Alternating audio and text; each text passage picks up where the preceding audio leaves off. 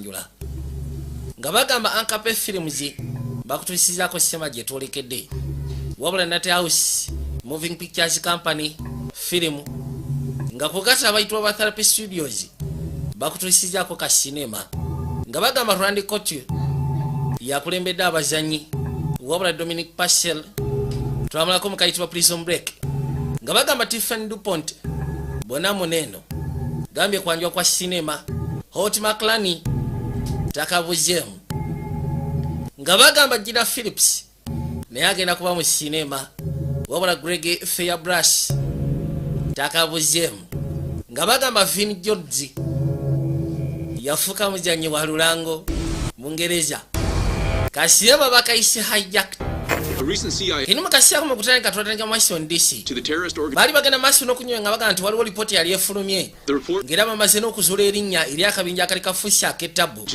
era nga bakizudde kafuuke ku side y'omugazi akayitibwa The Tribe kini nga bagamba nti waliwo task force eteereddwawo eyaba Secretary Agency Pozi kugasseko n'aba MI6 ekitongole kikese kya Bungereza okusobola okugezaako okununulayo abasajja bano aba Tribe kasi ake kamwe olw'amawulire agafuluma ku side nga bagamba nti waliwo ebise byali bizuliddwa byali byabbibwa ku magye ga Germany nga bibadde birwana entalo ku nsalusalu za Pakistan naye nga kigambibwa nti abaali babitwala ke kabinja ka Tribe aba International Police bali batandise okugenda maaso n'okola investigation ku njaga etandise okuyingira mu Germany ngugasseko mu Bufalansa ne wasigadde naye okusya ku information gye balina bagamba nti akabinja kayitibwa The Tribe era mwebali Magnate Bruce Lieb has been called to the kaizwada mu side ya business and Exchange Committee. bali bogera kabaka yitwa Bruce Lieb More behind the nga bagamba nti aba SEC bali bamuyise American Chamber of Commerce acting of Polar came to a nga bagatandika genda maaso n'okugezaako nonyereza ku ngeri gyakolamu ensimbi ze kubanga delay recently abantu bangi be yalatandise okugula okujja mu business pointing to inside ate waliwo yazulira uranium seeing n'agaana okugenda maaso n'omulangirira ng'obudde bukyali neither Lieb nor company officials have commented on the matter, leaving the market guessing. baasooka ne bagezaako okukakanya This week, ebikwatagana ku bizinesi zireme kutamba lwali ayitibwa Bruce Lieb quarter announcement wantuli bya bizinesi says cash reserves to set his competitors' stocks bakompyuta sebo bangi bagenza agula down from what seemed to be in bona abasinga abadde mu bizinesi sebo abadde abagula With all lwali ayitibwa Bruce Lieb these activities, billionaire Bruce Lieb's personal life seems bagamba newankubadde Arrived in- bino byonna bigenda maaso n'okugezaako kubanga bimwogerwako to celebrate Lieb's lwali ayitibwa Bruce Lieb business. tekimuganye kugenda maaso na bulamu bwe nga ye Who's Who guest list, which includes era nga bagamba nti ategeseewo engeri y'akabaga Europe. okusobola okwekulisa okuba nga abadde mu bizinesi okumala emyaka 20 claims. batono abo abayitiddwa si nti buli omu ateekeddwa okugendayo aba ACC bamwetaaga at least atandika okunnyonnyola ku ngeri gy'abadde afunamu ssente buli kimu kyonna engeri gy'abadde akikwasaganya aba American Chamber of Commerce kaisi wakwatikuba entudde ebbali lwali gyategese kyetwandiise akabaga tegese kapati kalinga ka anniversary myaka 2 ngali mu business ninga seba abantu bangi babadde aguze mu marketing abajjemu abasinga obungi musajja bilionia woroka bake yali kapati omulala uno Vin Jones agobuzaali Look rather pretty when you're all cleaned up. naye simanyi nti oba weerongosezzaako obonyirira Say the foxtrot for you. katoyagange nekuzine mu Foxtrot Couple more of these and you just get lucky. sookoleke mmale okunywamu obuwero oba osanga tomanya There's ojja kufuna omukisa kati dyeka ali luddawa not his cup of tea. labika ageze kufuna kakopo ka caayi Up a bit. Maybe enjoy Paris while you're yandibadde asigala mu Bufalansa at least n'anyumirwako ono lwaki mba mugamba off the tribe. lwansonga babagambye muve kabinja ka Tribe aba Secretary Agency After 10 years on the case, I'm surprised you haven't n'aba MI6 kinewunyisa myaka 10 obadde ku musango guno naye kubanga obadde tokimanyi come to think is fiction. bagamba nti ekyokono n'ensimbi ku kintu ekiri frictional kiba tekigasa lodi yakwatibwa najja ayitwa Bruce Lieb ono Deputy Director wa Secretary Agency lodi ayambadde obuwami kati ono agent wa MI6 Hello. ono sister wa ayitibwa Michelle sister wa Bruce Lieb Yeah. oli mu intelligence Some really good things. nkulyako bisufu byokka At ease. I just want to say, beera mukakamu any man who protects the jasima nenjaga kuga nze siima nnyo omuntu akwasaganya ebyamateeka If you can excuse me. banaye musooke mumpemu eddakiika operations. n'akwate kuba yeetoololemuko How long's it been? 5, 10? gwe kibadde kitute ebbanga kyobadde twasebayo siikana Deputy Director wa Secretary Agency agambye agent wa MI6 ayitibwa Joe Beladi namugamba nti bakansolinze teri kuddamu genda ku bya tribe wasufa tetulina kyetufunayo kati yagenda okujja ebbali alina bwe yasiikana omukyala ati munaye mbadde sikusuubira kula wano nange mbadde nsi ekyo kyalo lwekwasaganya ku byamawulire nga bwomanyi kanakira kabika kakwasaganya byamawulire okay ndowooza kati ngeri gyolina ebyokola naye nkambeeko byenkola abaagenda kamuyita josoko gye wangi ye ali atya ali bulungi sigamba nti ali bubi amazima gani nti ebiseera ebisinga abayagala okuwuliza ofunangayo akadde n'omukubira ku ssimu kale balina gwe badde boogerako lwoli nakwate kubo ne yeeyongerayo yajja erudda juyira aba MI6 ng'ogasseko ne Security Agency baali bataddewo task force okuba nga baswaggula akabinja kano bonna bonna babajjeyo ng'ogasseko ne bossi waabwe aka tribe akabaterrorist naye we bituuse kirabika MI6 ne Security Agency baagala bivaamu era nga agent Joe wa MI6 bamugambye bossi w'omugambe nti ensonga eno tugitadde tetugenda geza kuteeka ssente nnyingi mu kintu nga kino ate nga tulaba kirabika ng'ekiri frictional. Waliwo kabaka yali erudda alodi yamusirika message namugamba azuke bw'aba asobola ddeeka yebake. Kati operation center yaba Security Agency era nga wobadde network yaabwe ebadde tracking akabinja kaba tribe. Waliwo n'essimu nevuga. Agent Ross. Agent Moss. Kakali mukasya kano yafuna essimu nga bamugamba nti wandibadde okwate kubo nojja kirabika kabaka tumuzudde agenda kuba yenyigira mu exchange egenda okubaawo yakwatirawo ekkooti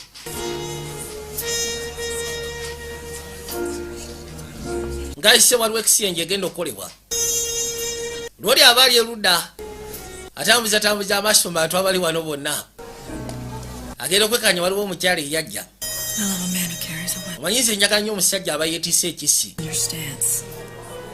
bw'obadde oyimiridde ku sayidi yo eyakono jaketi erina engeri gyebadde ezimbye ngeraga nti oba osanga olina ekisi olinawo akadde mukyala tamumanyi mbuzi oba alinawo akadde ngenda kussekukaze ngenda va ku mukolo nakyala wandiyagale tugende ffenna nkuzeeyeeka watya bwe mba siina waka nga ndi homeless oba osanga tusobola okgenda waggulu eno waliyo ziruumu wandiyagadde okwata essimu evuga lodi aba akyapotezebwa essimu nevuga katonda wati nsonyiwamu eddakiika emutosekuka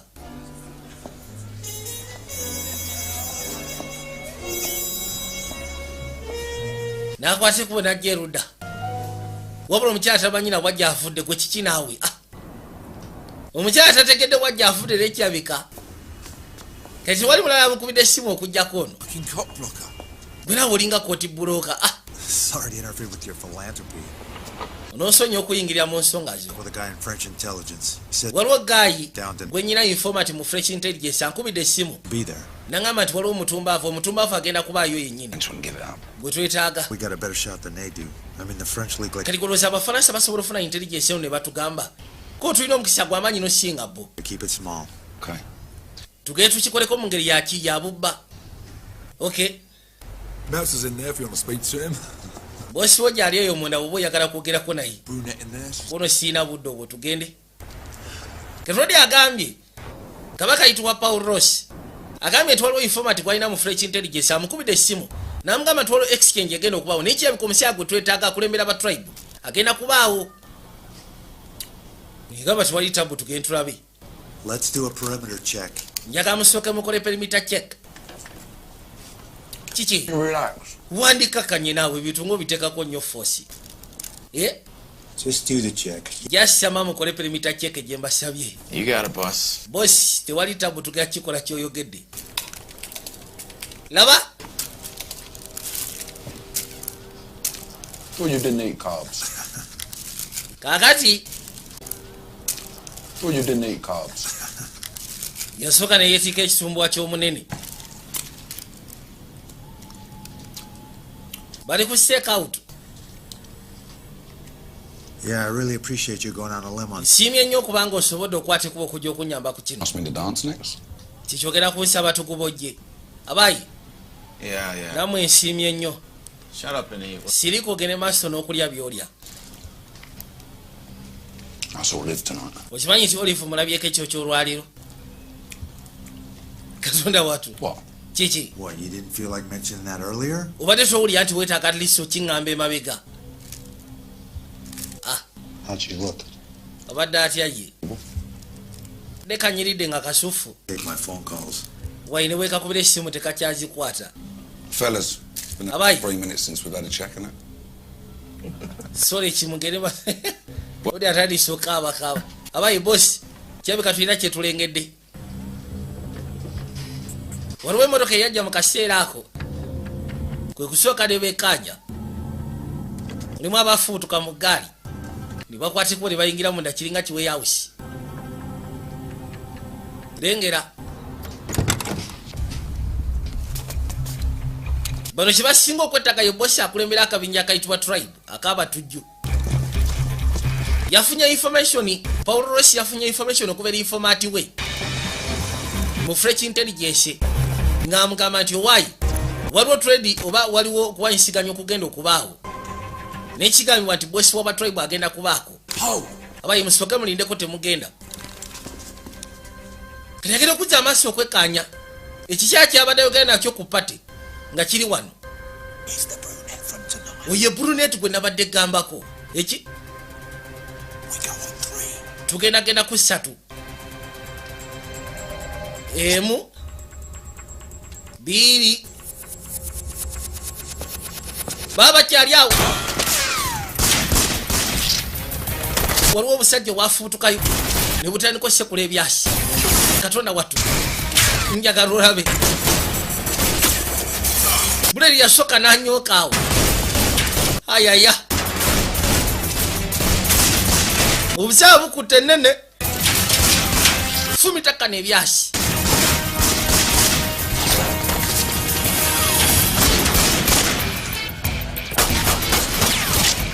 Maama nnyabo bwe balinga abagudde mu ambushi bagezi okujjayo nga kyeka babategedde nti bagenda kujja. Byasi byasooka ne bivuga awo. Kano bakasekudde. Ala bagudde esseewo bugwe mu ambushi. Buli kyasi kyakutte ku vesti okwekkaanya nga tekisira ti kikyaliwo. Sokoleke tulabe. You all right? Waye gwe olyoke kyasi kyakutte ku vesti otya? Yeah, fine. Golyoke ndi fine. Yesu Kristo. Abaana seba abasinga babayisizaamu ebyasi. Niyagamba tufudde Katonda wange. Ekikyate kikyaliwo. Kiri kyalegende basibidde wano katebe. Rossi, they've taken the gun. Rossi omukyala bamututte kumbe kyamuli mabega. Fucking idiot. Katonda wattu gasiya bannange. Do it, bitch. Kikole malaya. Kyamukubirawo bullet. Neta. Unagenda okubayo ebyasinga sebo kitawanyise. Kimusege kibadde kikyamu. Baba settings up. Siyawe tafudde wa MI6. Yagamba Katonda wange.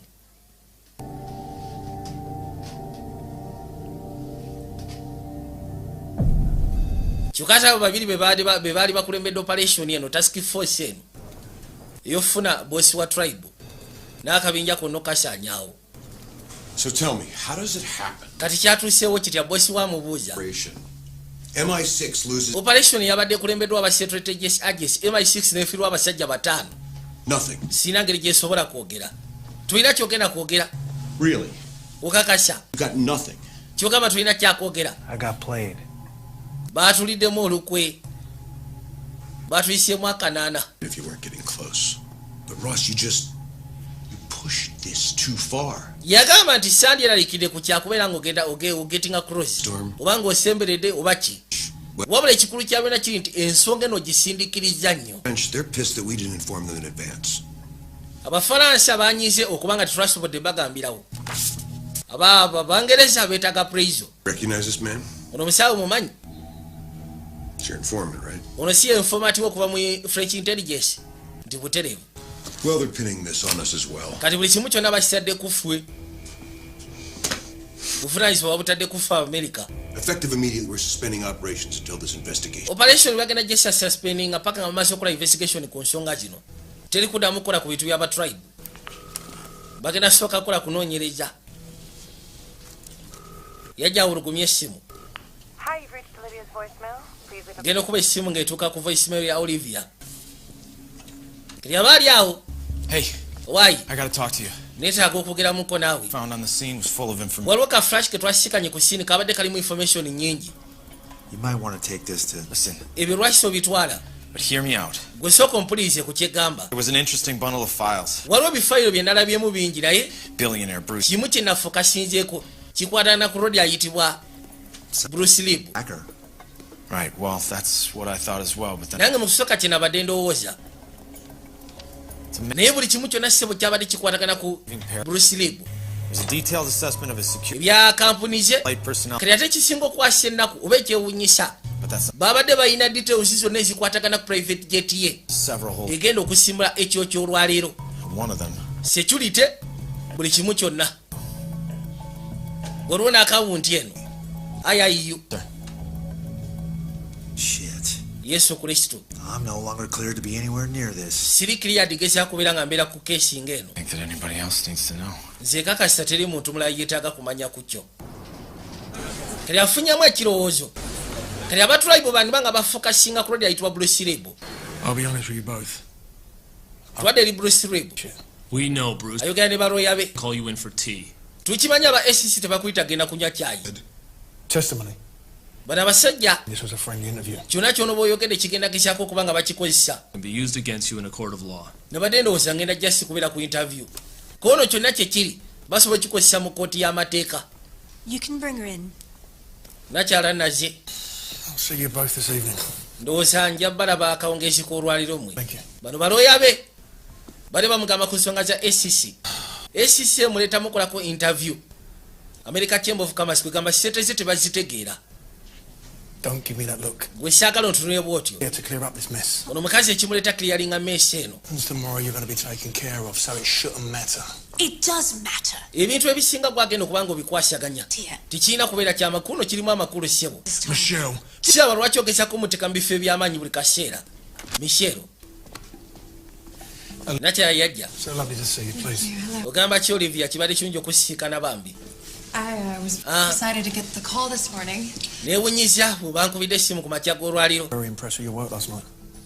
anti munaye okusira ku kyewatukolera omwezi ogwayita mabega.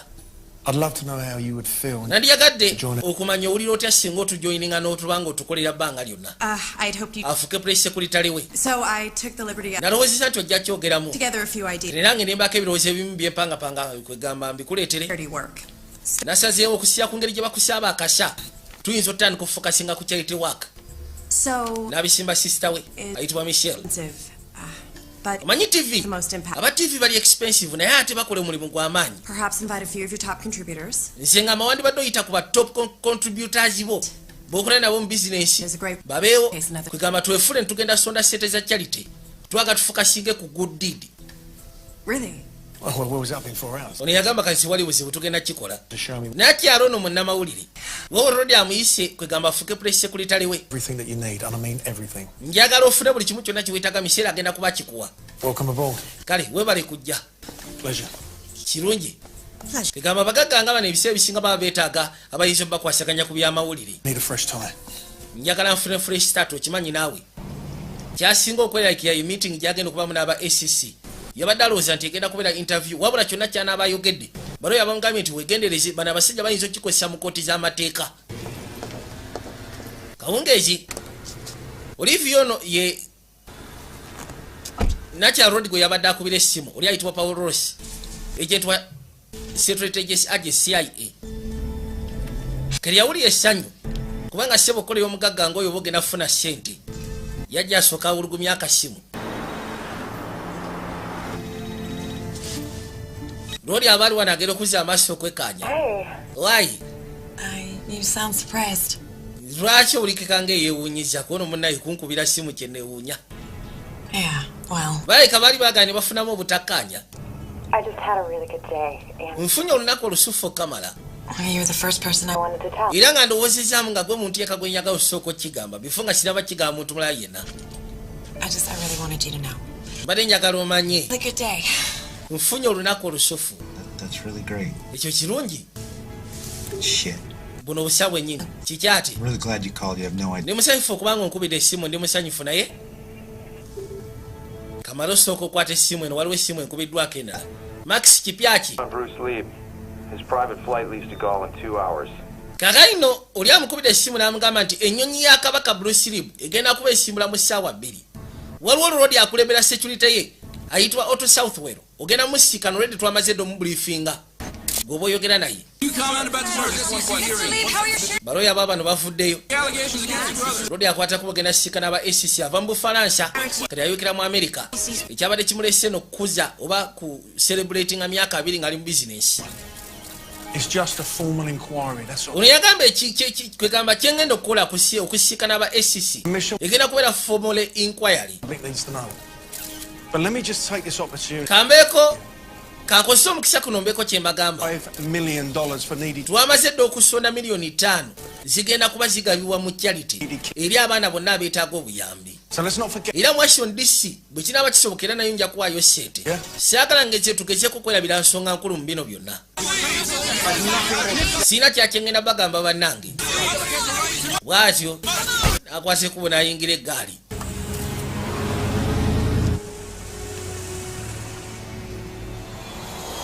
nyonyi egenda simbula mu ssaawa 2 kozesa private jet batandise dde ogenda maaso n'okutegeka wabula ngeri gyebeera private jet munda ebanga nnyumba mubaamu ekiyungu mubaamu zi guest rooms kekaba kubatiberiza abagenyi niwabaawo main ebeera eyiye ebanga nnyumba nga bonolaba amaka bapilot ababa babe so ekimwe bagayizi mutuukidde mu budde pilot senior pilot ng'ogasseko ne copilot wamaze dde okwekkaanya embeera y'obudde kuona ekyo kyawedde dda aya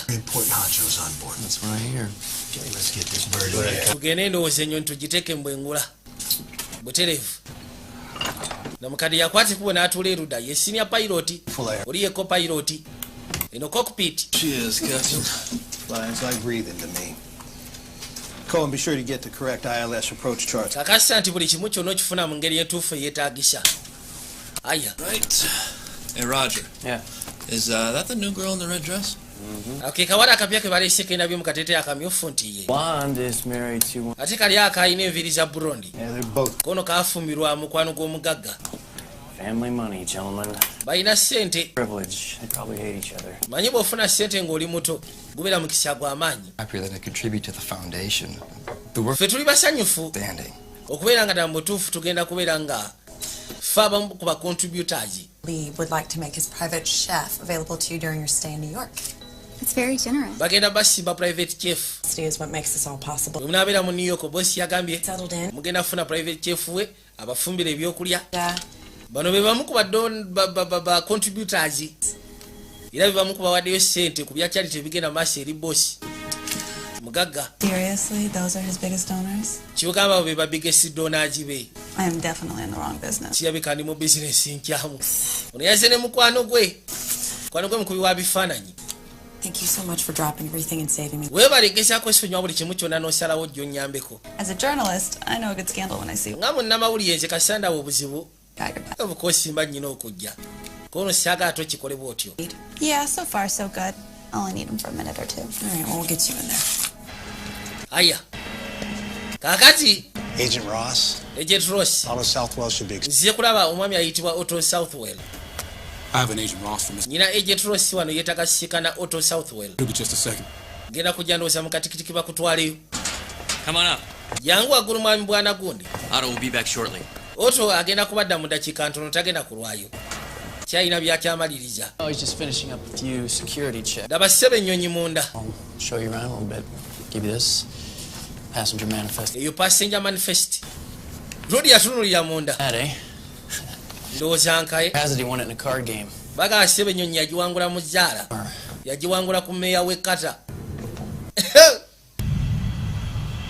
Ennyonyi ssebo mu yagiwangula mu zzaala.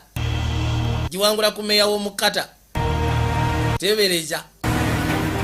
Mu kaseera ako akawungeezi mmotoka z'omugaga ne ziyoka zirabibwako. Atambula ne sister we naye nga half sister. Oba oli mujja na nnyina.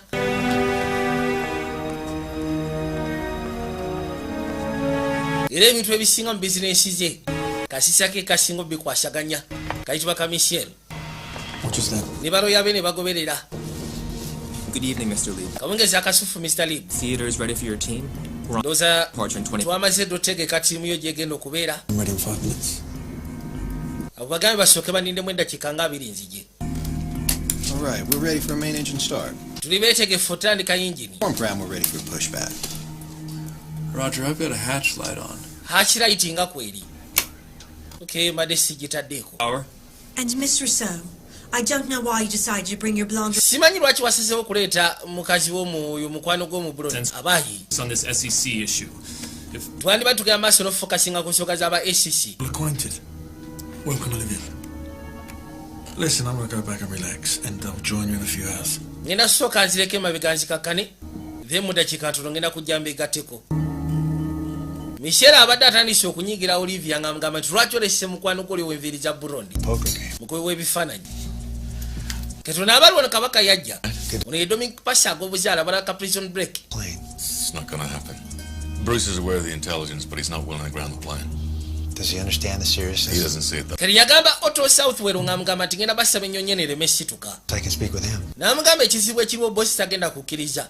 Kyava mbuuza tamanyi ku bya intelligence, ko ne bya intelligence aba abimanyi.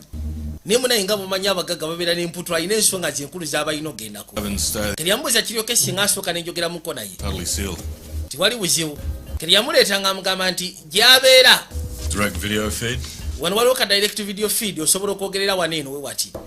Seba ayina apartment mu nnyonyi. Mulimu apartment naye nga yazimbibwa titanium ey'omugagga.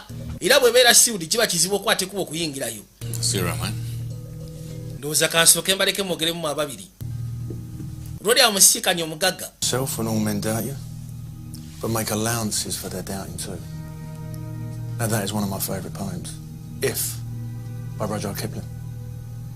Please, can I offer you a drink? Soko ojje nkufunirako okunywa. Sir, this flight... Listen, Agent Ross, look, I'm... Agent Ross. I mean, you must think I'm some type of stubborn idiot. Olabika ontwala ng'omuntu ow'eddalu. Very important meeting tomorrow. Naye waliwo meeting enkulu zengenda okubeera mu enkya. Could be truly detrimental to my entire enterprise. Era nga zigenda kubeera z'amakulu eri erinnya lyange. Obusya kati nti batandise oddirinnyirira. The details to Otto, but I believe you're the target of a very powerful international... Yamugamba saasobodde gezaako okuwa Mr. Otto. Details esinga obungi. Wabula ekituufu kiri nti akabinja k'aba tribe kandi banga kafukasinze ku gwe kaagala kufata. Kyava asooka yeebuuza lwaki baba banfata. Insurgencies that start wars. We found a dossier that contains several of... Twazudde dossier nga baleka badde bagenda maaso n'ofollowinga kampuni zo n'ensimbi. It's possible. Kisoboka. Why it's a cause of concern that they have all the details to your flight.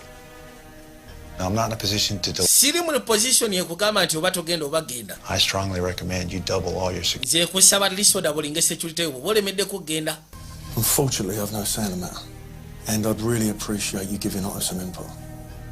Look, I know this is it's entirely against protocol. Kimanyi kino kirabika tekiri mu mateeka agamu. I would feel a lot more at ease if maybe you was to join us on... Naye kijja kuba kisuufu singa otwegattako. Necessary, but I'll be happy to talk to Otto.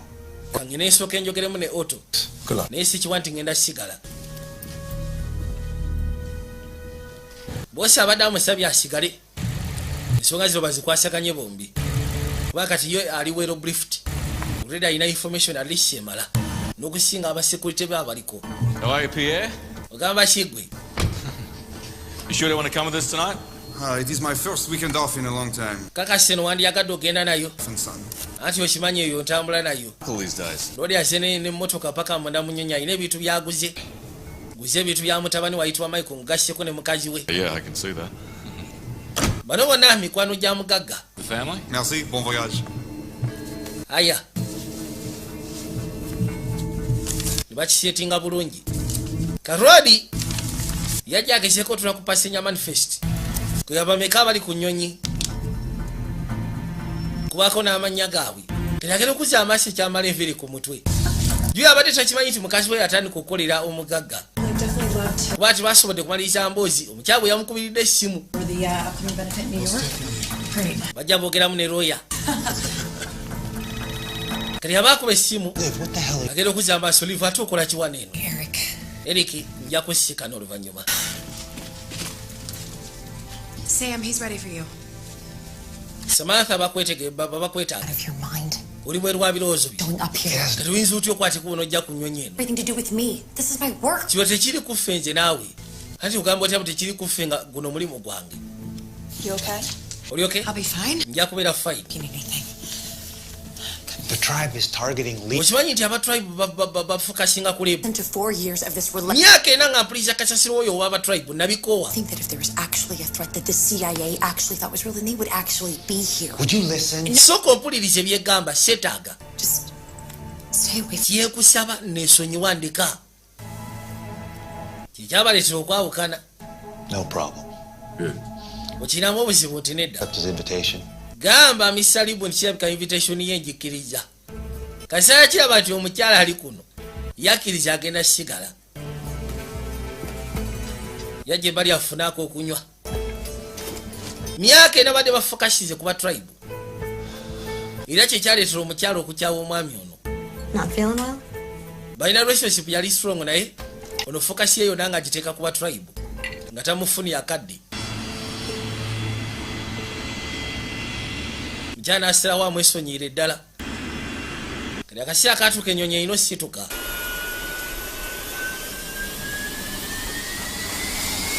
Bano bagipikamu buli kimu kyonna ekyetaagisa.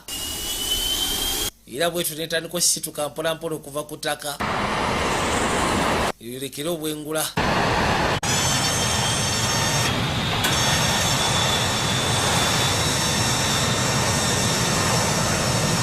Bwetyo ndege nesituka paka mwengula. Era buli kimu kyonna nekikwatekuba okuddayo munda. Bisigadde kati byakukakana basobole otuuka emirembe. Lori yasika asobole ogisebulayizinga. Ne bagipimira distance kweyina otambulira. Ebisigadde ebiseera ebisinga babiteekamu auto. Clear for flight level 370, LTD 740. Tumaze mumaze ndowooza otuukaamu. Thank you very much. Muteekeddwa otambulira. 40. Good day. Aya mufune olunaku olusufu bannange. Well, Steve, I didn't see you in Paris. Steve nga syakulabye mu Paris. Disappeared, man. Olina engeri gye wavuze tetwakutegedde. Have a thing for French women? Ati njaga nnyo abakazi abafalansa naawe bimanyi. Mukazi wakimanyi. The Asian twist with Yuki? Gwe wafuna oli omu Yuki okuva mu Asia mukazi wo wamugamba. Of course. This is co-pilot Cohen from the flight deck. The private pilot Cohen. Okuva mu cockpit. Yabaga kati bwe bituuse buli mwaso obulogezaako tambula. Nyonyi wetuuse kasi abulabe nnyo. Wandyagadde tugende tukebere gye baatuwadde gye tugenda osusulako nti wali tabu. Bwe batyo ne bayitawo. Bajja mu kaseera ako. Service ezibeera kuno. Agent Ross. Agent Ross. Drink. Kufunyako okunywa kono seetaaga. Job, eh? Ekyogamba tonywera ku mulimu. But to break, it's bitters and soda. Wa ebintu by'omwenge nabivaako kati kilisi kisingako nenywa soda. Fiancé, well. Oyo mukyala story kikono yali fiancé wange. Well, this is going to be an interesting flight, isn't it? Kirabika eno flight egenda kubeera enyuma okamala. Okay, man. Naye tutu ejja kubeera okay. I hope you're right. Kansubire nti naabeera okay. Era kansubire nti buli kimu kigenda kubeera okay. Tuwadde erudda. Bano baasalawo bajje bakebere gye bagenda okubeera. Katonda watuwa isooka wekanya olabe. Kafunga kasufu. Kafunga kali amazing. This is fine.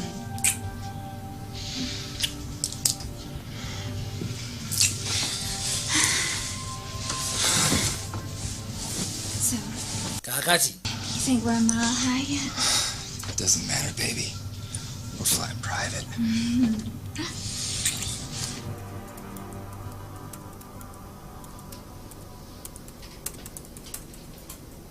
buli kimu kati kiri settled, buli kimu kyonna kirabika kiri bulungi. Kati omukyalo nayitibwa Michelle, muganda w'omugagga, yasooka n'atambuza amaaso nga buli omu afokasize ku kyalina okukola. N'alyoka asiba omukka n'atula ku budde, then n'assuka mu ntebe w'abadde atudde ne yeeyongerayo. Yajja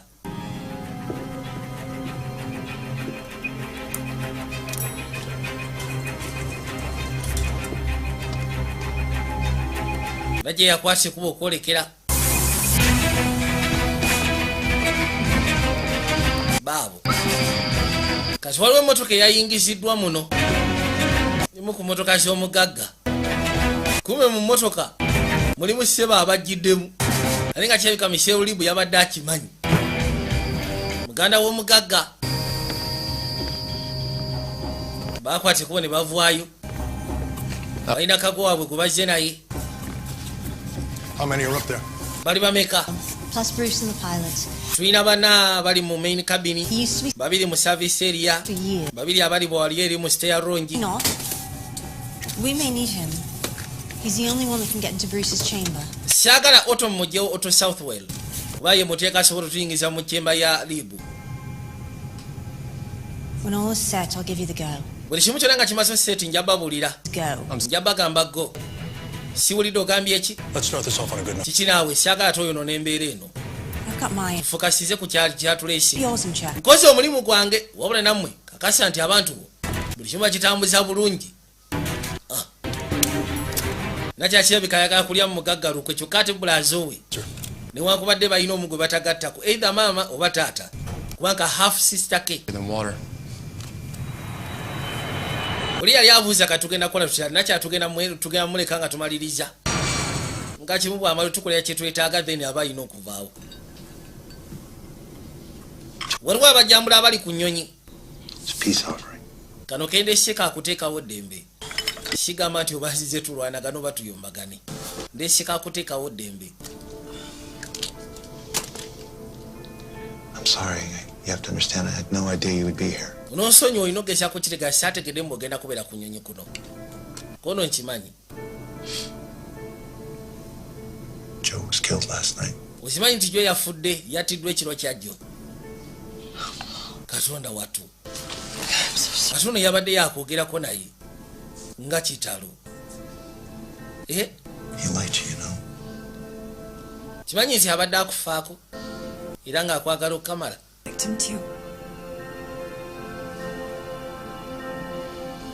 Katonda watu. Niyawulira nga ahweddemu n'amaanyi. Kaakati nnyonyi eri mu bwengula.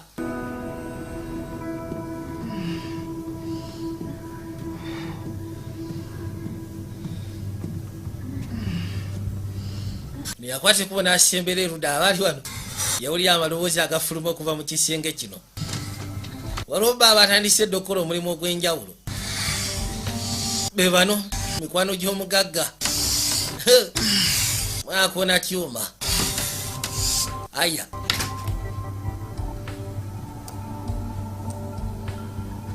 Nayitibwa Roja.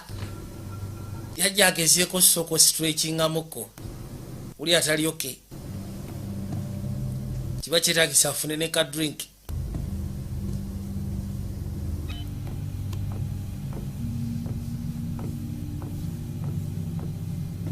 Gyebaleko nnyabo nti anti kale naawe gyebaleko ssebo. Nayita wazze muli abaye akakwate kuba okuvaayo ono n'alinnyalinnya amadaala oba oyolekera eri mu cockpit. Nick? Jeke? Not to help myself, do you? No, go ahead. Ndowooza ofaayo bwe ngenda maaso n'okwesaavingako tewali tabu. Real food back there? No, dinner should be ready in an hour. Nacha yaje Ruda. Kwate simu. This is Steve. Nze Steve. Michelle. Nze Michelle. He's asking for an ETA. Bosi ayagala kumanya tugenda tuka mu saa meka. 3 hours of flight time. Ndowooza ssaawa 3 kusya ku flight time. Okay. Kati wamala okwogera naye Steve. Gotta take a piss. Ndowooza okiro nkwatira kawo kanzije mmala okulaba. Okay. Alright. Basigaddeyo babiri munda. Roja avuddeyo. Wasigaddeyo Steve ne Namukadde. Lori kyabasooka bakakafa extinguisher. Baku mutu we. Ne Steve ali mu lukwe. Sorry, boss. Nosonyiwa boss. Kati n'amaana anyiga eno. Where go? Ndowooza katufunye go. Nono n'agamba bali. Beyagulidde okuva eri emabega n'abagamba ati kati ke kaseera. Yabaganya njaba wa sigino ya go. Manye kati buli kimu kyonna kiri set. Kati wangu we balina fulumirayo waneno. Naye nga bafulumirayo ate mu kisenge kye bawadde bano abagenyi. Ne bakwata ekkubo okuva Nakya ye yasooka. Gwe guno omuseeko gwa Sejjo Joe Berard wa MI6. What the fuck? Kabakubirawo ebyasibo mbiriri. Was that necessary? Tulaba okufiira nga mukazannyo. Sorry, I got excited. Kuneyamusa ekyo kibadde kyetaagisa kono n'osonyiwa mbadde nkyamusi. Weegendereze naawe tolina kutandika kutta abantu kati. Miseera agenda okujja ki kyemukoze. Bana bali mu main cabin, babiri ku service area, babiri eri waggulu ku stair lounge. Buli kimu kyonna kiri under control kati. No more of this. Mulekeraawo ebyokutta abantu nammwe. Everything will be okay. Buli kimu kigenda kubeera oketofaayo. Kyokka balina plan neyo okumugjawo oyo. Cohen's a good pilot. He'll get the job done. Alina omusajja we ayitibwa Cohen. Cohen mu pilot musufu ebisigadde ajja bikwasaganya. Let's do this.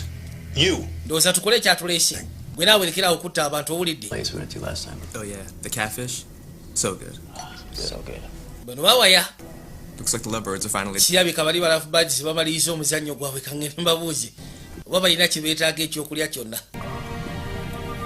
Yasoose najja n'abawulira nga bali mu kazannyo. Kati yakwata kuba ajja ababuuzi abaayi. Yingira.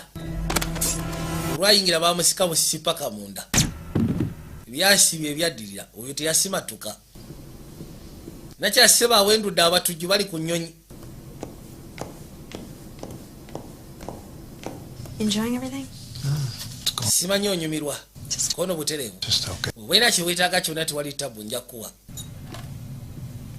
Nakya yajja erudda. Make us a double.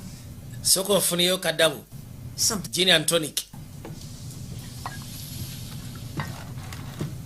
Ne pilota najja ko pilota. Atali oli Steve. Twasiikanyeko. Michelle Lieb. Bampita Michelle Lieb. Pleasure. Okay, nze mpitibwa Paul Rossi. A little accident. Kye kyakutuuseeko kono kabadde kaka accident katonotono. Better care of yourself. Gezangako okwegendereza. Tunywemu ku lw'olugendo nti butereevu. Ne batoosinga. Tuyagala okwata ekkubo okujja okugulawo okuyingira eri munda nga wa. Ye Roger. Hey, Steve, can you... Why, Steve? Osobola okunzigulirawoko. Ko ne pesa ndi nyizi. Can you try it again? Oh, sure. Ddamu onyige nateera. Okay. Kali. Ndowooza kati waggula. Nope. Tiweggula sikitegeera. That's odd.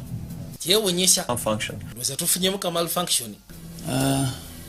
Yeah, okay. Katulabe. Wabula kino kyo kimanyi kiki kiriko kiyitibwa ki Steve Cohen. Unagala okutta amaaso. Kubirawo ekyasi ku mukono. Get his gun. Funa embwasi. Baasooka Sekiwalinga Auto Southwell. Kene bajja erudda mwena wansi. Move it now. Hands on your heads. Gwe sebo teeka emikono mu bbanga. Mwena. Muteeke emikono mu bbanga. Ono yagamba tufudde. Muyite baloya babayisizaawo tugende eri. Back of the plane. Naawe dde emabega. Dde emabega w'ennyonyi tugende. Muyiteewo. Olwedde bakimanyi abantu abaliko bonna babamanyi. eno sinyonyi nti baya abasabaze bangi muba bagenda okufuna obuzibu naye babeera basatu oba bana bataano basobola ogiwamba yamubuuza oba yeetisse ekisi kyonna kono siina kati naawe tambula muyiteewo mwanguwe tugende nyonyi egenda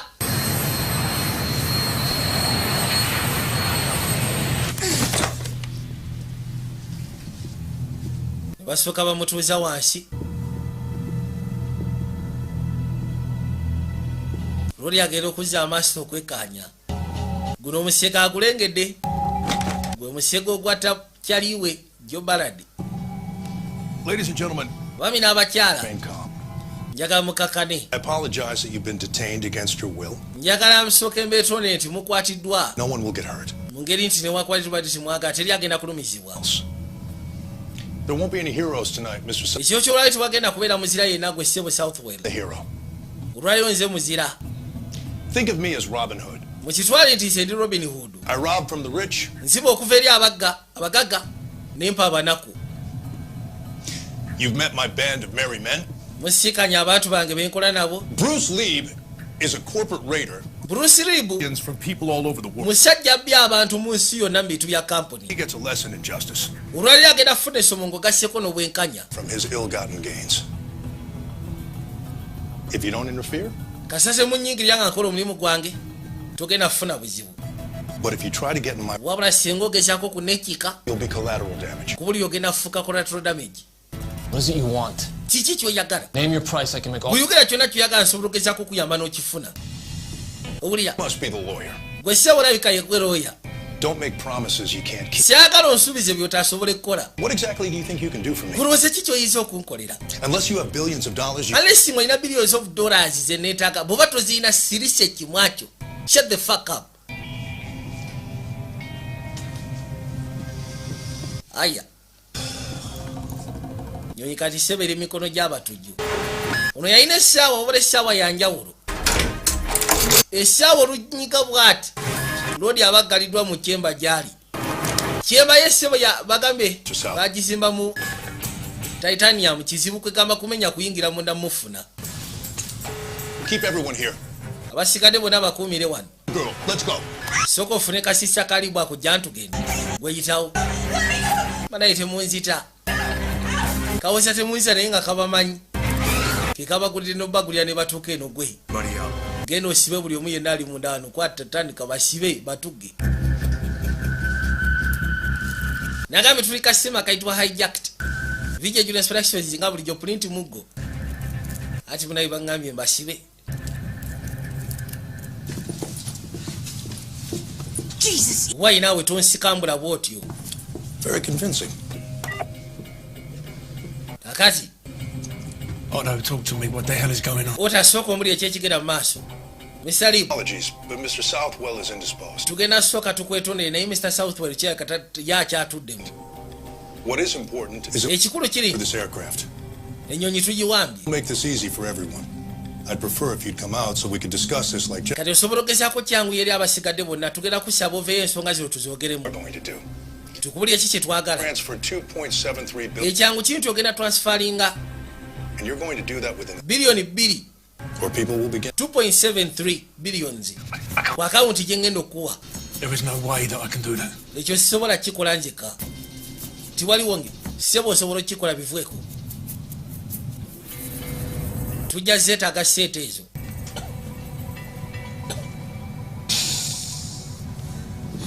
bamusabye biliyoni 2 And a medical crash cart on. mu miliyoni 7.3. They let me help him. He will banaye kansooke muyambeko. or he dies. At least let me stop the bleeding. leka lisi tuyimirize omusaayi okuyika bannange. kale genda okikole. What's your emergency protocol? sooka ombulira emergency protocol yammwe. Once I press the panic button, the company kasanyiga panic button with Lee Epstein. kibaseegeza bosi abaggaliddwayo mu kabini gyali. Contact air traffic control and head to the nearest airport. kale kiba kirina okuddirira. kwata kubogera mu cockpit at least tugezeeko okuwalatinga aba air control. yamugamba kimu tewaliwo ngeri basajja bano kubanga batuuse wano nga tebalina muntu gwe bakolagana naye nga pilota. kiba kitegeeza ekya pilota kyosooke tukijje mu ndowooza. Bruce agenda okuzza amaaso okwekkaanya. Bruce lwaki omusajja tokola kyagamba? Ayagala biliyoni 2.73. Bw'otaleeta ssente ezo bw'otaziwayalinga ngenda sekulono. Omusaala ataddeko embwasi ku kichwa bale lwaki omuwa ssente z'ayagala. Bruce. Please don't make me count, Mr. Bambi tondeetera kutta kakyala kano. Nkusaabusabi. Lodi yasooka n'aseka ne yeebuuza nkoze ntya. Bruce. Bruce wejjire gasya gofa ku ssente bannange. Lodi yakasukuma muli. Kubirawo bullet. Bano bawulira kyasi kuvuga. Ngambye ssebo ssente ajaagala. What did you do? Kiki kyokoze? What did you do? Kiki kyokoze? Listen, you selfish prick. Buliisa gwe mutumbaafu gwe. Or not, you're dead unless I get what I want. Mu ngeri emu obeera oli mufu. Alesi nga maze okufuna kye njagala. I just can't transfer $1 billion. Sisobola kutransferinga $1 billion ezo zonna. Time. Neetaaga akadde. Board, there's going to be questions. There's going to be lots of questions. Nina ogezaako okugenda n'ababoodi baba bagenda kumbuza ebibuuzo ebintu bingi ebyetaagisa. Write this down. Gwe kyoba okola wandika akawuni namba eno wansi. Wandika akawuni namba ezo wansi. 10 minutes. Oyina eddakiika 10. You start to lose your top people. Otandise okuluzinga tayimu yo oba si kyogenda fiirwa abantu bo. Clean this up. Wamaaso okolongoosa ekyo. Kino ekyewunyisa ssebo nakyamukubidde eddala ekyasiraamu jjawo. Kyokka nga nakyakirabika mu ddiirwa abaddemu nnyo. Oye bamugyewo kati basigadde bokka ku ddiirwa abayingiddewo. Mumuviire kati lwaki mumukwatako. Omusajja agenda mu kadya karwesi kyetaaga lisi tumukakkanye. Bwe kiki? Bwe kiroba. Olukokola. Weebali. Naawe katemba gw'otaddemu abadde musufu abadde yeefiisiza. Aya. Tusooke tufune magalo tusumulule abasigadde bonna. Bajja babasumulule. Kiriba kisekudde kiri ku ttaka. Carlo. Check it out, see what we're up against. I'll go with you. Tugenda kwateko tusooke tukirire emabega eyitulayo buli kimu kyonna. Window to get them out of Buli amugamba tugenda fembi. I want everyone to spread out and hide. Njagala buli omu akwateko agende yeekweka gy'asobola okwekweka. Come on. Muwulidde. Muyiteewo.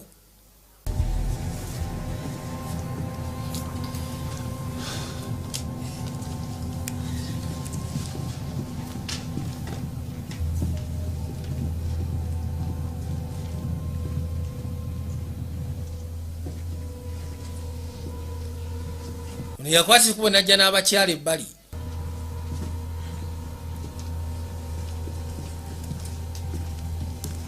Kwe kusembera mpola mpola. Mujje. Balina osooka okufuna gye bagenda okwekweka. Oba si kyalina osooka okufuna gy'agenda okweka abakyala. Mugende wansi wa kawunta eyo. Listen carefully. Mulize n'obwegendereza. If you feel a need to move, make your way to the main cabin. There's lots. Bw'oba okimanyi nti obuli oweetaaga seguka. Stay out of sight. Oyina seguka genda mu main cabin list gy'oba weekweka. Naye bwe kitaba ekyo temuvaayo. Musigale nga mulidde kanvwali. Beera mwegendereza kuono nze nja kubeera okay. Kikulu kya byonna mwe kubeera steady. Yeetooloola.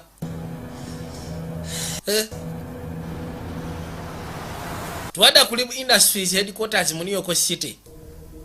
Lodi yajja agezeeko contacting aba board. You need to transfer that money and you need to transfer it now. Njaga amugezeeko transferringa state ezo ku account gye mbagambye. Ate ndaga mukikole kati. Bruce, we have to go to the FBI. Bruce, ensonga ntugikwasa aba FBI. Responsible thing that we can do. Kuba kyekintu ekyobuvunaanyizibwa kye tuteekeddwa osooka okukola. Plane and rescue us? Kati golowooza bajja leeta ennyonyi zaabwe bwatutaase. Kisingako lisi n'embuka bano abasajja batabbu. If word of this gets out, our stock. Singa kino kifulumayo, kiba kitegeeza tugenda kuluzinga ku stock market. I don't believe we even. Kino kirina sigalamu ffe tetulina kifulumya eri bantu. Our cash reserves. Sikiwa nti ezo ssente tuzirina ne bwe tuba tusazeewo tujje buli kimu kyonna ekiri mu cash reserves zaffe. Tugenda kukola tutya kati. Eric would know what we can pull. Eric alisi ateekeddwa okuba nga amanyi we tuyinza okujja ssente ezo. Is he with you? Eric ali naawe. He's on the outside. I don't know. Ali ku nnyonyi naye ali eri simanyi oba ali okay. Cohen. Cohen. How's it look? biri bitya eyo Gonna have to improvise. buli kimu kyonna kiryoke naye tulina okuimprovisinga. Hailstorms. We're not gonna make it to the ground. What do you suggest? Kikyoteesa balina bye boogerako ebiri tekiniko naye ajja asooka asiba omukono bategedde batekwa kuba bafubutukiddemu eno mu byakago kati bakirira wasiba ekkanye balabe dda mubutuufu baze batya era pulaani yaabwe eri etyo okuva ku nnyonyi.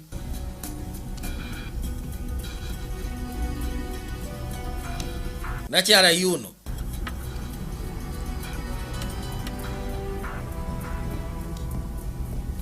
najja nga asembera kwe kuyingira kati agenda okuzza amaaso ngolowooza waliwo wadde n'omu. Why? Okimanyi nti abasibe bonna tewaliwo wadde n'omu. Oteekwa kuba osyaga. Nzija gwe kakasa mututuuka wansi owulidde. Ono abazze okusikana Steven amugambye nti byonenese gweokola kiwana eno kyamala enfiri ku mutwe nga kyebeka Steven ate akolagana n'abasajja gwe sirika tonyega tompa nsonga ekkubya kyasi tambula tugende. Katonda watu Roger abadde azze kusikana Steve Cohen amugambye nti abasajja bawambye ennyonyi gwe musiru gwe kyekituuseewo guli ogutumba avuguse kudde ne gulyawo emundu yange. I gave you one job. Nakuwadde akalimu kamu. Make yourself useful and tie him up.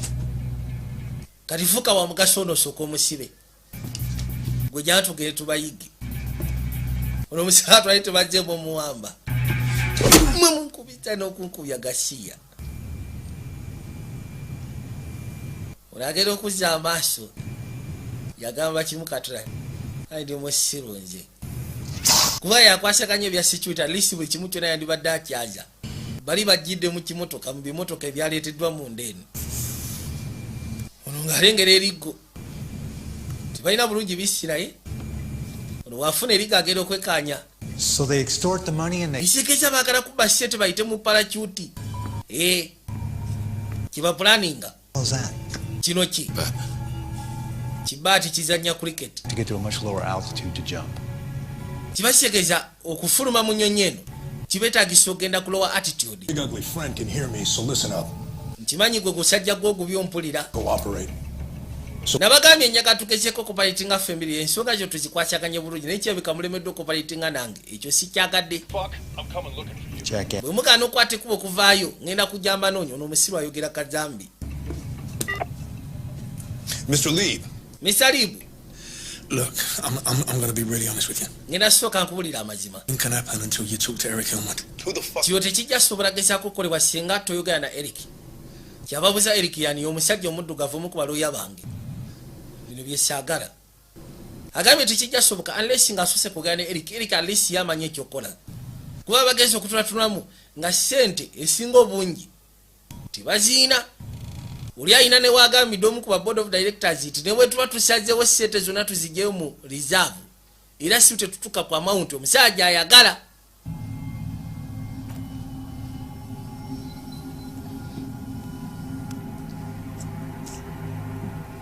Nokazi katuuka ekwese wansi w'ekitanda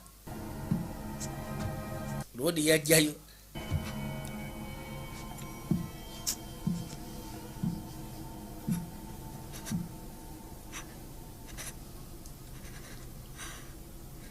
nga tobwezigana ne kamanya kumbe jali yakasikayo obusisi kubadde kalowooza oba osanga agenze akasiseeyo obusisi nga mukazi wattu naye bamuleeta ulwere kati bakafunayo babiri bakalitrivinga babiri. Good evening. Kawungeza akasufu ba gentleman ono yajja ayogere ba board of directors. As your new largest shareholder, I'd like to submit a resolution dealing... Nyaga mukimanye kali nafusira shareholder wamwe. Waliwo kyenyaga tutesaamu nammwe. Kino kijja kigenda kiritrivinga mpola kuba atolose. Uno musatu royo abadde yekwese wano bambi. The fuck is Eric? Eric aliwa. He's in one of the staterooms. Where? Aliwa gulu ku spare rooms eri. Yekwese muzimu ku spare rooms eziri eyo. naye nkusa abambi tojjaawo beera wakisa ntwala osibe nga bwobadde osibe kale najja otaasiza bannaye kumbe lwerise bwe yajjayo tunamufumita bufuisi lyasi tonyumya najjaawo akaji. Enough of this. I'm alerting the authorities. ngina gamba bannamateeka. I always wished Lieb Industries would have been held to a higher standard than your single-minded determination to maximize profits. yamugamba nti ze bulijjo ndowooza But to nominate kwegamba Lieb Industries of the company. eba eteekeddwa okubeera ku kintu ekikulu ennyo ekyamakulu n'okusinga okulowooza ku byokufuna amagoba. So, kati gentlemen, bagentleman understand each other? tutegeraganye ku kyenjogerako. ono yayitibwa Eric yamanyi gye bayinza okujja ensimbi esobola ototolinga app paka ku biliyoni 2.73 ze basabye. guno omusege gujje oti akyalina byatunulamu musege gwava eno musatu tamanyi gujja gugalule gumusekule bullet bwakutama si kye kyamutaasa n'asooka awerekezayo ku byasi. ono yagutayiza na kiggo baguno ekiggo tegujja kuddamu kuba byasi ebyo.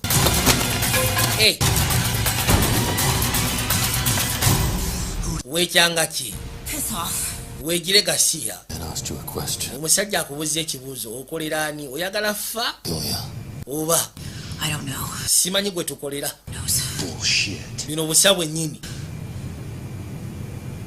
zingamba tukatte abayi munneetaaga. waliwo kojja eri mu mmotoka eyo bwe mambadde temukimanyi kojja eri mu mmotoka yitawo gwe.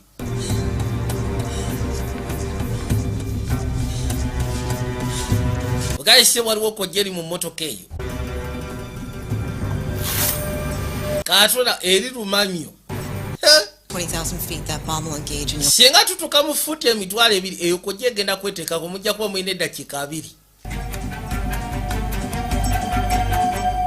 ono kazambi yennyini kyokka egenda olwede pilot agivuga kati seyawaabwe.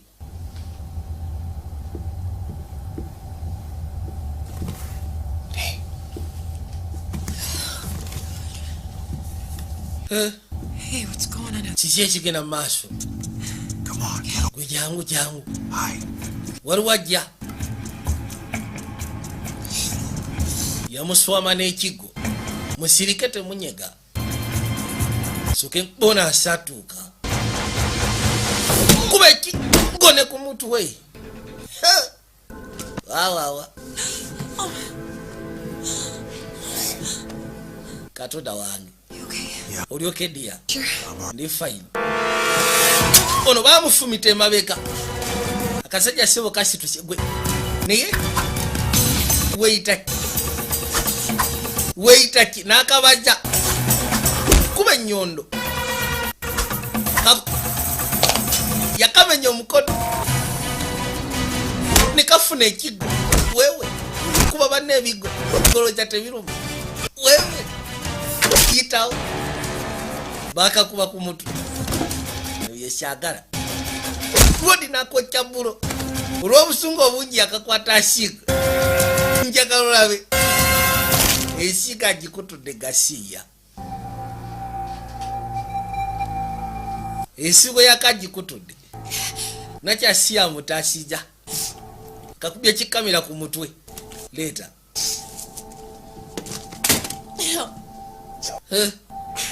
tosya kigera kubeera oke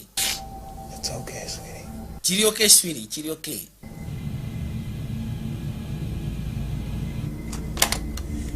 You don't think you're getting off the plane, do you? olowooza ogenda fa ku nnyonyi eno bano abasajja balina parachuti gwe balaabalamu olabe lodi ayogedde ne Cohen namugala olowooza ogenda fa ku nnyonyi eno bano abasajja bazze ne parachuti gwe balaabalamu omanye bakasa bamala ogezaako okufuna sete mugagga nga babuka nga bavaamu nyamugala sete basindise Seza bikazira bise. Aya. I'm telling you the truth. Is a nkubulira amazima gwe Cohen. activated 20. Bano abasajja bataddeko kojja gwe gyotategedde genda ku activatingira mu futi emitwalo 2. I got 10 million. Onosonyiwa milioni 10 zinkubidde ku simu eri endala. Ono sebo ye akolera milioni 10 eza dola. Milioni 10 sebo. Uzya ku sente ze basabye omugaga yagenda kufuna ko 10. Basabye bilioni 2. Unamgaye nti bana abasajja bakibazetera ogenda fira mu ddiiro. Kali yajivuga n'agituusa ku futi emitwalo 2. Era bwetyo kojja ne activatinga. Eric yewuunya. Ono yagamba mwafunye exact number. Kiki otegeeza? Sente zonna bwe bazikunganya sente mu kampuni z'omugaga zonna zibeera ku exact sente ze baasabye. Ono kyewuunya.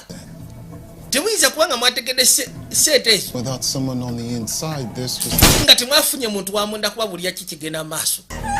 Eric, yakibazeebazeemu. Nga mutuufu bafunire ddala exact number. Temusukamu ate temukendeeramu. Nga bakunganyiza sente zonna ku sente z'omugaga na buli kimu kyonna bafunire ddala exact number. Sente ze balina osaba omugaga. Agambye ekimu temuyinza kubanga mwategedde ku sente unless nga waliwo omuntu ow'omunda eyabagambye. Kali kamwokeddewo bullet. Ono yajjadde bwasula asubulule. Mukwateko omugende main cabin yo mugenda kubeera safe. I'm on the plane and we're going to attempt to disarm it. Obituuse katulina ogezaako kwate putingo kujjako kojja naye tutuuse tutya eri ew'abaduleva bapayirota. Leka waliwo kye ndowoozezaamu. What happened? She okay? Yeah, she's fine, I think. Just look at me, stay awake. It's okay.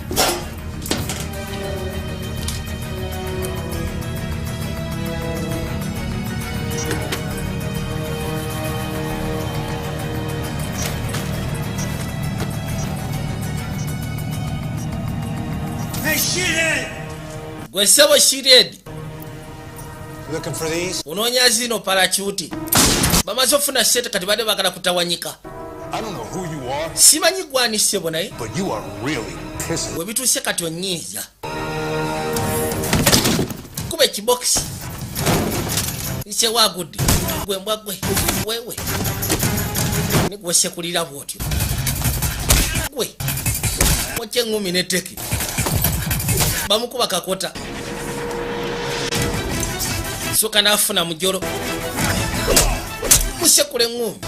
Zimukutte. Tojja kunfumita ku mbavu. Wewe. Teya. Ngumi nesoka ekawawo. Wewe. Badde ki? Babikuddewo. Terera. Kasajja kafuuse zike. Kamwokya zino. Ono yakafuna n'asooka akatuga. Kanywezezza mbulago. Akasajja kabafuukidde akasajja.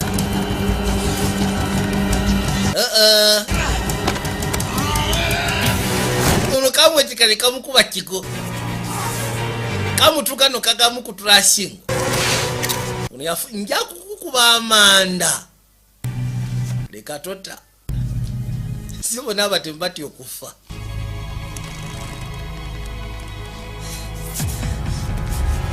Mukazi watu abali wanawulira asobereza. Kyakwa kusooka nanyweza olutu n'aluteeka pembeni. Teeka kumpi wali. Ono yakafuna ngeri jagula wayingire munda mu cockpit. Yakola override. What the fuck? Kumefanya kisundwisha.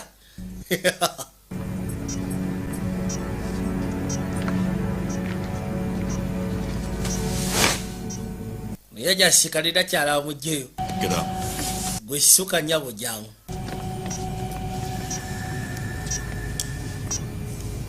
Yamusumula asobole okujjako kojja. Esigaza ne dakika 3.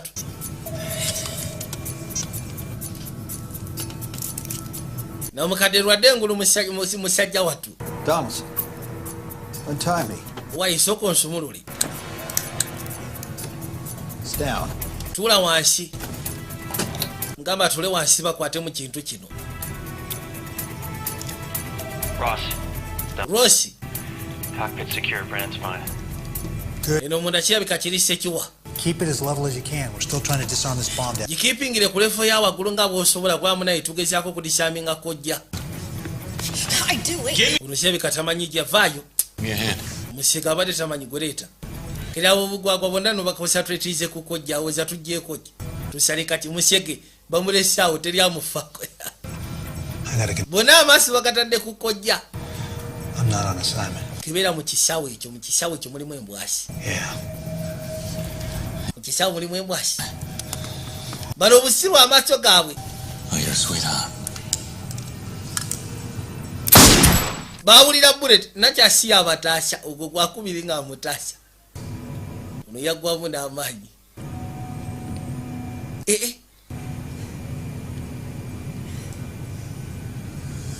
Katonda wano. Kujja badde mubekanye. Real blue. I'm pretty sure it's... Tusale bulu oba tusale red?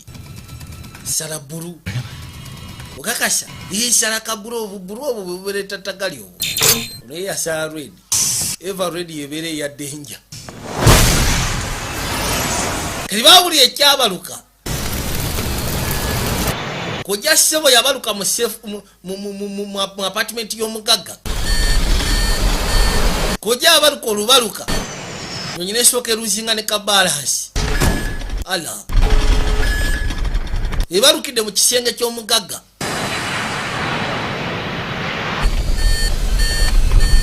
Pilota musatu yasoka n'alwana. Bagezeko balansinga ekintu. Era bwe batu ne basobola okissa ku level kwe kirina okubeera. Ala. Lekalekagwe. Bagikakanyiza. Nesinga sina mukadde. Laba nnono.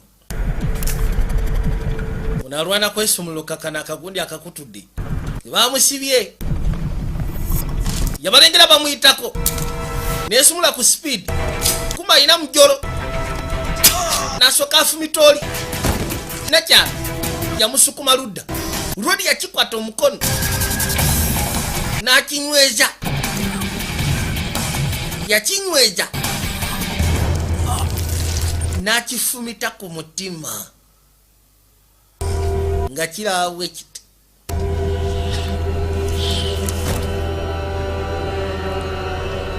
Kagana na kyakijjeewo.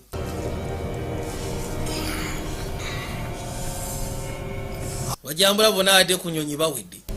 Wabula omusaatu bamufumise bamusaze emabega ku mugongo. Check on Bruce. I'll go check on him right now. Genda okebere ku Bruce Lee, kono kangende mukebereko essaawa eno yennyini. Bajambula baweddeko. Yajja akebere ku mugagga. Bruce! Genda ogezaako kwatako bw'ati. Nga n'eminyoo gy'okyolwo kyasirwa kuno. Bruce! Omugagga alabika gye yabadde nayo bamutegeddeyo kojja. Atowooza asimatuse. Yeah. It's Ross. Bruce's stateroom is burning. We gotta get this thing down. Tulina okwata ekuba ennyonyi eno tugikakanye wansi. Strapped in. This may get bumpy. Right. Bagamba kimu mwandibadde mugezaako okuyiyanga obudde bukyali. Kubanga okugikkakkanya wansi tekigenda kubeera kyangu. Musituke tusoke tugende waggulu. Mwangwe. It's gonna have to wait till we land, boss. Kalere ebya Bruce tugenda kulinda paka nga tumaze kulandinga. Ebya Bruce birungi.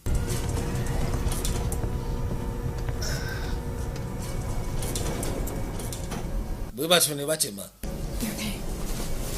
Gera kubeera oke. Bajje erudda. Alright, buddy, come on. Waisiya. Tugenda soka tukuteeke wano. nyonyi egenda kulaninga balina basaba buli omu atule wateekeddwa otuula galobeere mugumu aya gwe nono bamufumise emabega ku mukono Better sit down and hold on tight. bana ekijja kuba kisingako ffena tula wansi ne tunywera mutule wansi buli omu yenyweze nga bw'asobola okwenyweza gwe naawe sigala nange musatu omusaayi gumuvuddemu gwo gwe mungi olwedde yabadde alina essaku ku mukono bageze mumusala kiso mabega ku mugongo kalituukirira munaayiwako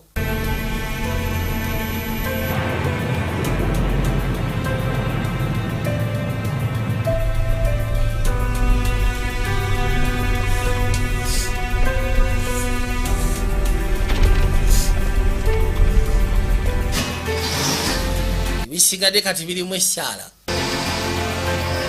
zi fire brigade zirina okubaawo wali eri ambulance zirina okujja poliisi erina okubaawo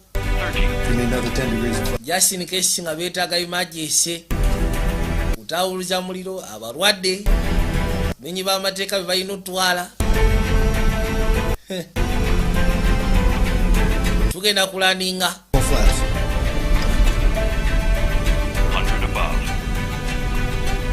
naye nga olwedde amaze okuifominga okulaninga kuyinza obutaba bulungi nnyo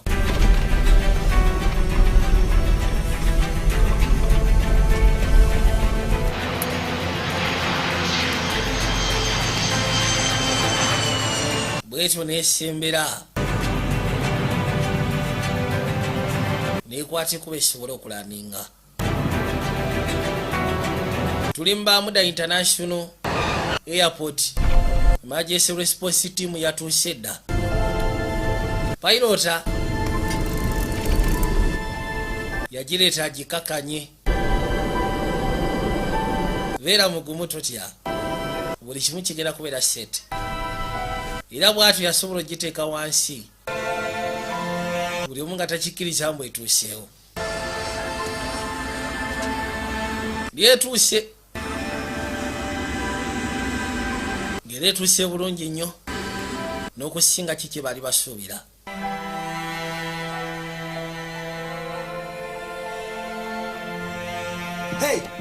abaayi mujje musooke mutwala ono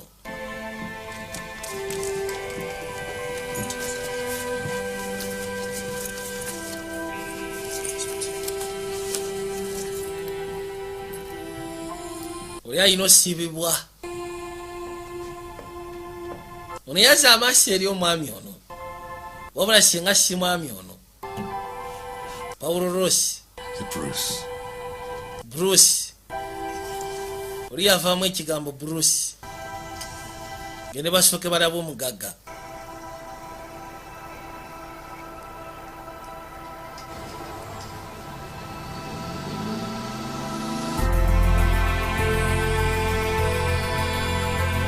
bwe batyo batandika okuvaayo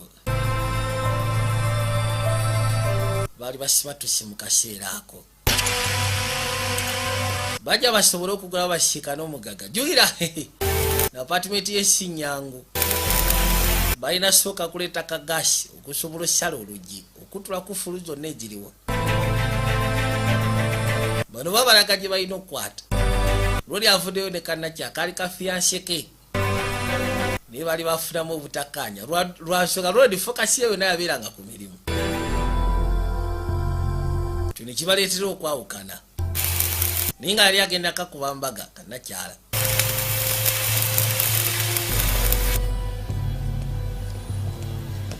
Upload everything video and electronic to buli kimu kyonna njagala ogezeko kya uploadinga video electronics obisindike rodi ayitibwa max. Hey, sweetheart. Gamba ki sweetheart? They have rooms arranged for us here. Why don't you head over there and get some rest? Airport basaze bagenda tuwa buli kimu kyonna kye twetaaga mu kaseera kano. Lwaki ogenda n'ofuna osobola okuwummulirako. Maliriza bino ngenda kujja nkusiikane. Kamaze ne kategeera obuzibu kyatu bwabaamu. Bw'onsuubiza nti ogenda kundaba mu bwangu. Of course. Get out of here. Gwe vaano ng'ovudde bukyali. Ngenda kuba maliriza byonna nzije. Okay. Watu na nkuba kakisi. Thank you. Webali.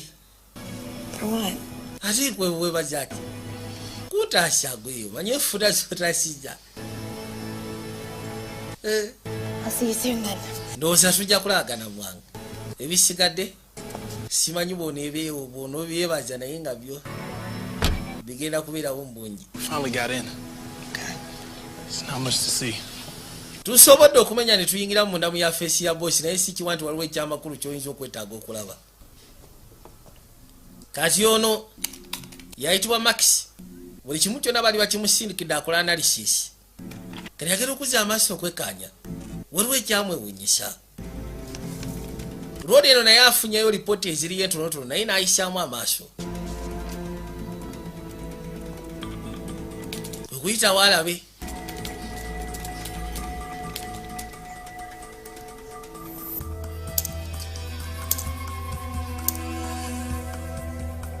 Waliwo ekyabeewuunyisa kye baalengera. Katonda wa unagatagata mu mpapula z'omugagga. Buno busa bwennyini. Katonda wa yajja awulugumya essimu. Ku biro n'amubuuza olengedde byenda bye. Hey, it's Max. Owayenze Max. Yeah. Tugenda kukkiriza kino. Nange kye nandigambye. Kere yajja asika ne baboosi. As of last week, Wiki eyise mabega. and MI6 Central Intelligence Agency ngo kasiko ne MI6 bali bagenda closing down operation gye twaliko. are part Eyofuna bossi w'aba tribe. ones who believed the group was still real, Kyokate nga ffe twalina information okakasa nti buli kimu kyonna kyali kituufu. and he was killed. Kati waliwo yasindika informant wange okuva mu intelligence y'Abafaransa. N'angamba nti I got lucky. omukulembeze w'aba tribe Following it, agenda kuba akola trade. Twagenda otutuukayo nga kyebika byali bikyamu yali set up ne batutta. files. Basically a Bataba MI6 ne bata ne mukyali wange wa MI6 ne informant ne bamutta. Naye tulina information gye twali tufunyeeyo. On the plane, I had no intentions of remaining on board. Bwe nakwate kuba ogenda ku nnyonyi y'omugagga nali sirina kigendera kusigala ku nnyonyi eyo. Naye ate ngenda otuuka ku nnyonyi ekyannewuunyisa kwaliko fiyanse wange. She had just been hired by Leap Financial. Yali yakamala ogezaako okuweebwa omulimu okuva eri aba Leap Financials. Era ng'agenda kufuuka press secretary waabwe. I really wanted you to know. Bosi yali amuwadde omulimu. Ross, please come to you. Agent Ross njagala otuukire ku nsonga lwaki. Kye ŋŋamba. Me on that plane. Bosi yali aneetaaga ku nnyonyi eyo. It's entirely against protocol. Bosi yali amwetaaga ku nnyonyi eyo. To join us on this flight. Buli kimu kyonna kyonna ne nakyala omuwa omulimu. Kyebika yali akimanyi nti bw'anajjayo ajja sigala ku nnyonyi. In fact, amazima gali nti every single person that was in it. buli muntu yenna yali amanyi ku bizinesi z'omugagga. Ku nnyonyi eyo yaliko ekiro ky'olwo. Sister, muganda we, his lawyer, balooya be babiri, CFO, and his bodyguard. ne bodyguard we, bonna. 2 days ago, nakubiri eziyise mabega 46 million Swiss francs. waliwo millions ezaali eza transportingibwa ne zigibwa ku akawunti emu ne zitwalibwa mu Swiss bank. You know what that amount equals?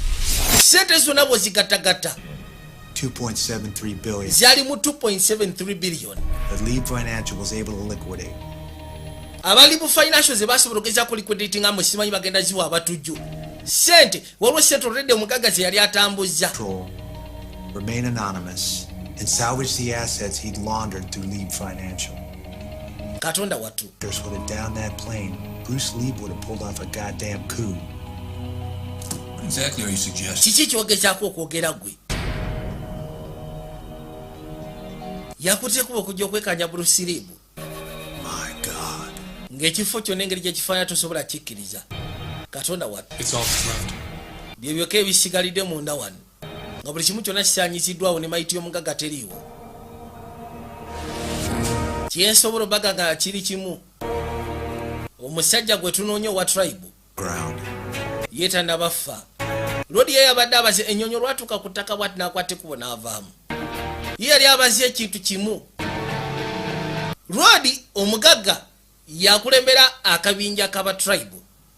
Era kino yali akipanze oluvannyuma ng'amaze okitegeera nti aba ACC bamwesibye kubaagala mukolako interview n'ayagala adduke mu bizinesi kubanga yali afunye sente nnyingi. Kati mu kwagala okudduka mu bizinesi n'akola set up musimanyi bamuwambidde munyonyi bamusabye sente azikuta azitadde ku akawunti ya wabula byonna business ze zonna yazikuŋŋaanyamu sente ze zonna ne ziggwayo n'azesindikira nga ye. Katonda abagambye nti kyembagamba kiri kimu kyokka, omukulembeze w'abatribe akyaliyo era bamunoonya ne bamanya gyali. Bugaseko ne bodeguard ono ayitibwa Otto Southwell nga bamaze otegera Sebo Road gyalira sente kati baagala mufunza wabula aga mufunza nga bamaze ofuna information gye baagala ewererako ddala operation kyakabinja biki bye bapulani nga bameka abakalimu kati bamulinnya manda yamanyi yasimatuka